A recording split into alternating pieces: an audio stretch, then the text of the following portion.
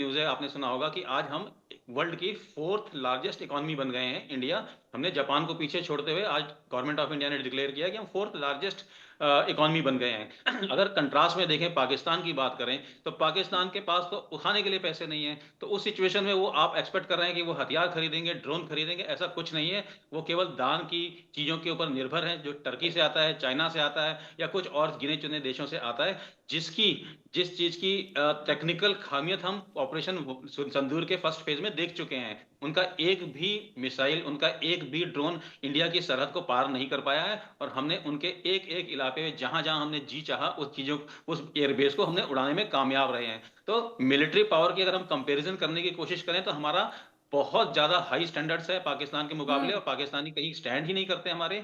और जहां तक अमेरिकन थिंक टैंक की बात है, तो अमेरिकन थिंक टैंक अपने एंगल से सोचते हैं, वो हमारे एंगल से वो जियोपॉलिटिकल सिचुएशन नहीं समझ पाते हैं। वो अमेरिकन इंटरेस्ट देख रहे हैं। उनका काउंटर क्या है? चाइना।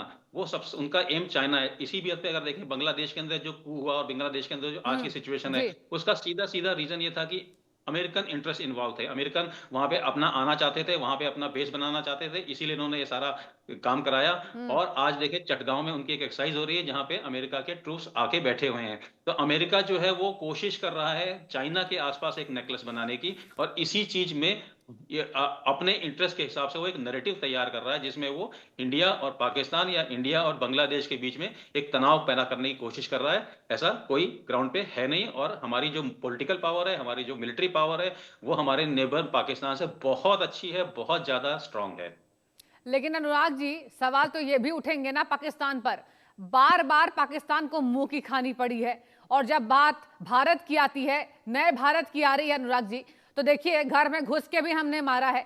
तो इतनी बार मुंह की खाने के बाद भी पाकिस्तान ये हिमाकत करता कैसे है? जी, उनका पॉलिटिकल और मिलिट्री कंपल्शन है। हाँ। अगर आप पाकिस्तान के अंदर देखें, उनकी इकोनॉमी तो बेहाल है ही है।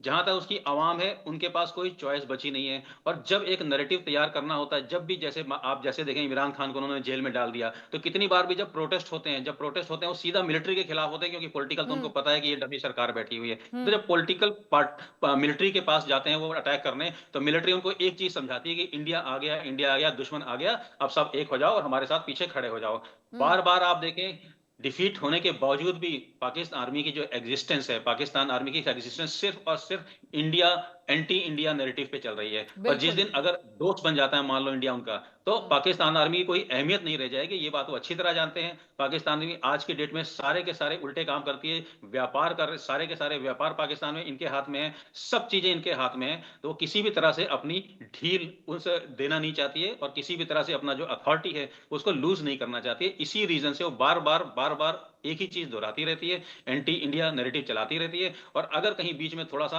हम्म। लड़ाई जैसे माहौल बन जाते हैं, तो उनको कोई शर्म नहीं आती है। वो हर बार हार जाते हैं और अपने देश को फिर से सुनाते हैं कि हम जीत गए, हम जीत गए, ऐसा ही बोलते रहते हैं।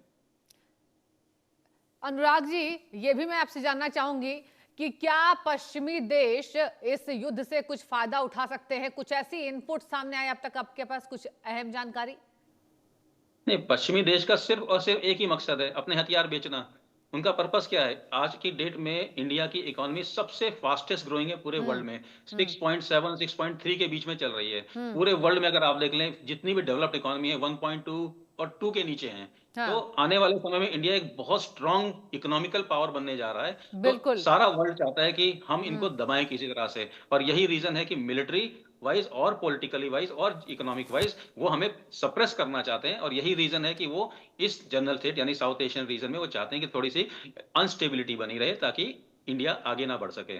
अनुराग जी, यहाँ ड्रोन्स भी खरीदे जा रहे हैं, तो क्या ऐसी अनुमान आप लगा पाएंगे, क्या ऐसी खबरें सामने आ रही है कि आने वाले समय में एक बड़ा युद्ध, ये ड्रोन अटैक वापस से देखने को मिल सकता है? क्योंकि अभी जो जानकारी सामने आ रही है, युद्ध हो सकता है। हालांकि अभी इस पर क्या कहा जाए, लेकिन कुछ इनपुट्स क्या ऐसे अब तक आए हैं अनुराग जी?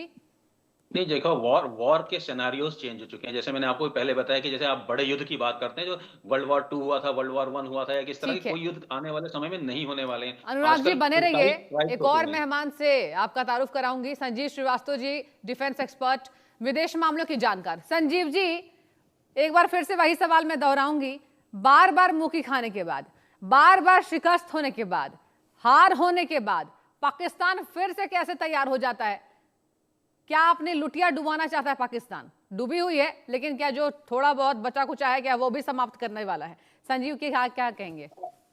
जी सृष्टि जी, सबसे पहले आपको, अनुराग जी को और आपके सभी दर्शकों को गुड मॉर्निंग, सुप्रभात। जी। देखिए, पाकिस्तान का ये जो चरित्र रहा है कि जब पाकिस्तान में आंतरिक वहां पर हालात बहुत ज्यादा बिगड़ जाते हैं, तो वो, और जब वहाँ के जो हुक्मरान हैं, विशेष रूप से वहाँ के जो रियल रूलर्स, वहाँ की सेना और वहाँ की जो खुफिया एजेंसी है, बिल्कुल। जब वो अपने हालातों को ठीक तरीके से संभाल नहीं पाते, तो ऐसे में वो भारत के फ्रंट पर कोई साजिशें इत्यादि करके, कोई आतंकी हमला इत्यादि करा करके, एक डाइवर्जनरी टैक्टिक्स के तहत, एक ध्यान भटकाने की रणनीति के तहत, ताकि अपनी सारी जनता का जो ध्यान है वहां उनकी हो रही आलोचनाओं से हट करके भारत के फ्रंट पे चला जाए, वो भारत के खिलाफ साजिशें रचते रहे। ये पाकिस्तान के रूलर्स का इतिहास रहा है। और ऐसे में जाहिर है कि भारत को सतर्कता बरतनी होगी। ये पाकिस्तान के आंतरिक हालात अच्छे नहीं हैं।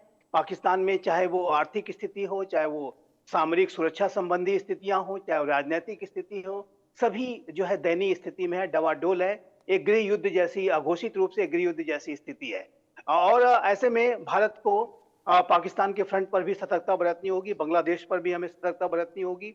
लेकिन इतना कहने के बाद मैं ये अवश्य कहना चाहता हूं कि भारत के प्रधानमंत्री श्री नरेंद्र मोदी के नेतृत्व का ये जो नया भारत है, अब वो डाइवर्जनरी टैक्टिक्स इत्यादि जो पाकिस्तान के हुक्मरान पहले करते थे, और ये जानते थे कि ये भारत की जो पहले की जो सरकारें रही, जाहिर है कि जो 2611 के समय की जो सरकार थी और उसका पूरा जो सोच थी, वो इस तरीके की थी कि उसको रिस्पॉन्ड नहीं करना है, और अनेक तरीके की जो लचर और उदारवादी जो तथाकथित जो अपीजमेंट इत्यादि के सोच भी रहती थी, उसमें ये भी स्पष्ट रूप से देखता है, और वो रिस्पॉन्ड नहीं करते थे। लेकिन आज का जो समय का जो नया भारत है, वो अगर कोई डाइवर्जनरी टैक्टिक्स के तहत भी भारत को अगर वो टारगेट करने की कोशिश करेगा, तो उसका मुंहतोड़ जवाब जीरो टॉलरेंस की नीति के साथ दिया जाएगा।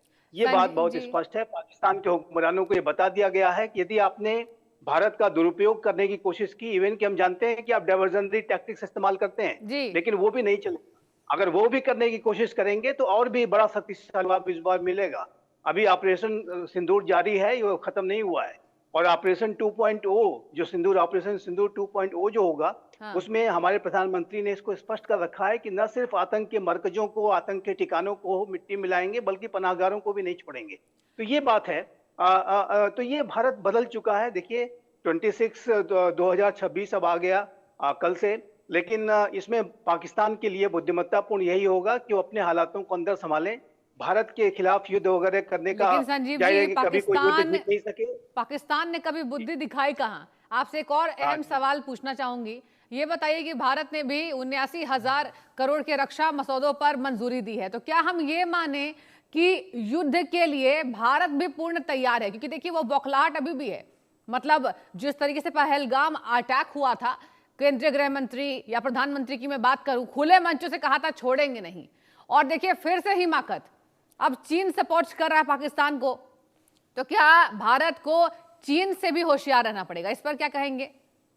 बिल्कुल, बहुत अच्छा आपने प्रश्न किया है। देखिए, हमारा जो अप्रोच है वो अब चाहे चाइना का फ्रंट हो, चाहे वो पाकिस्तान का फ्रंट हो, और सभी के विरुद्ध एक ताकत को दिखाने का, एक पोजीशन ऑफ स्ट्रेंथ को डेवलप करने का है। और चाइना के साथ भी देखिए, ये जो नया भारत है, वो 2017 का डोकलाम रहा हो या 2020 का गलवान रहा हो, सभी जगह पे भारत ने उन्हें एक मुंहतोड़ जवाब दिया, और एक eyeball to eyeball confrontation 73 दिनों का गलवान में चला था।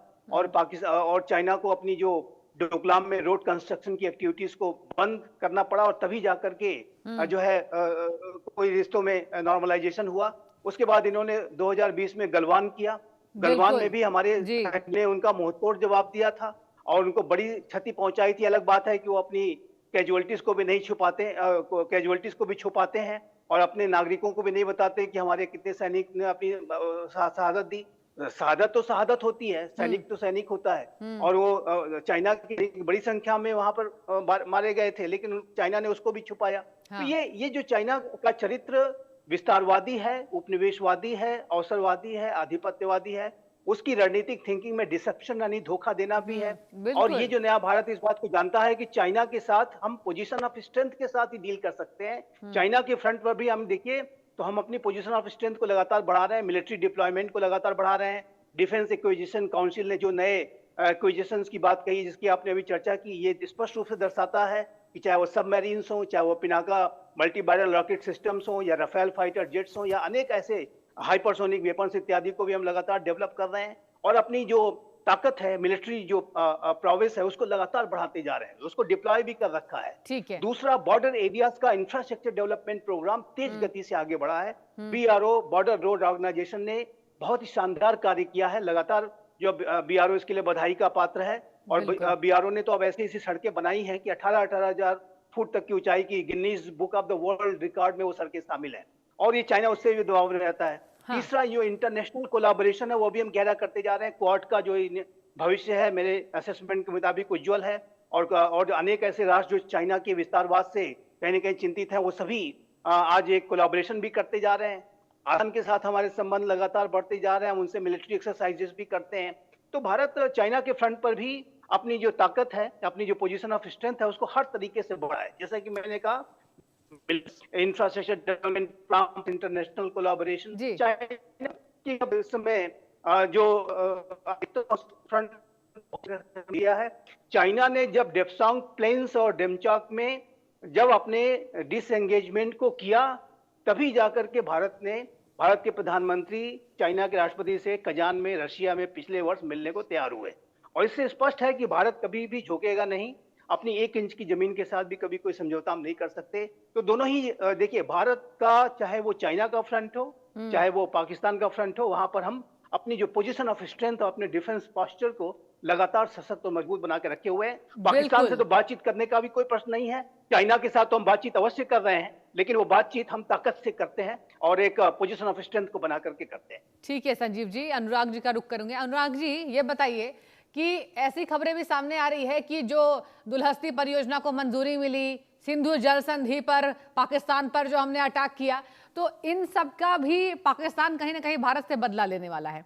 तो अब ऐसे में, अब युद्ध में तो हमने परास्त किया, पाकिस्तान भले ना माने, नेशनल टेलीविजन पर झूठ ये परोसते हैं और आप पाकिस्तान के पत्रकारों को भी देखिए लगातार झूठ बोलते हैं। तो क्या आने वाले समय में ये माना जाए कि एक्शन का रिएक्शन है कि भारत जीता, अंतर्राष्ट्रीय यहां पर बाजारों में हमारी धमक दिखी, इसकी टीस है अनुराग जी? जी, आपको एक बताना चाहूंगा कि एक ना न्यूटन का लॉ होता है जिसमें कि एक्शन अगेंस्ट इक्वल रिएक्शन। तो इसका मतलब ये होता है कि जितना एक्शन होता है उसका उतना इक्वल रिएक्शन होता है। बट यहाँ पे ऐसी कोई संभावना नजर नहीं आती है, क्योंकि पाकिस्तान के पास रिएक्शन करने के लिए कुछ है ही नहीं। इकोनॉमिक फ्रंट पे ऑलरेडी डिस्कस हो चुका है। अगर मैं IWT की बात करूं, इंडस वाटर ट्रीटी की, तो उसमें इनके पास कोई ऑप्शंस अवेलेबल नहीं है, क्योंकि जो नदियां हैं ऊपर से नीचे की तरफ बह रही हैं। आज के देश में अगर आपने थोड़े दिन पहले देखा होगा, सिंध के अंदर एक बहुत बड़ी रैली हुई थी जिसमें सिर्फ ये मांग की गई थी कि हमारा पानी पंजाब की तरफ क्यों डाइवर्ट किया जा रहा है। हाँ। तो जो हमने पानी रोक दिया है, जो ट्रीटी पे बैन लगा दिया है, उसके रिजल्ट अभी नजर आ रहे हैं। और आने वाले 1 साल और रुक जाइए, हमारे 5 हाइडल प्रोजेक्ट्स को मंजूरी मिल गई है, वो बनने शुरू हो जाएंगे। तो इसका असर अपने आप नजर आ जाएगा। तो हमें बताने की जरूरत नहीं है, हम अपने जो कार्यक्रम हमने अपने डिसीजन लिए हैं उसके रिजल्ट धीरे धीरे सामने आएंगे। और जहां तक पाकिस्तान का सवाल है, पाकिस्तान के पास हमारी बात करने के जगह हम इंडिया एज अ इंडिया बात करने जाएगा तो किस टॉपिक पे बात करेगा? इकोनॉमिकली वो हमारे से कुछ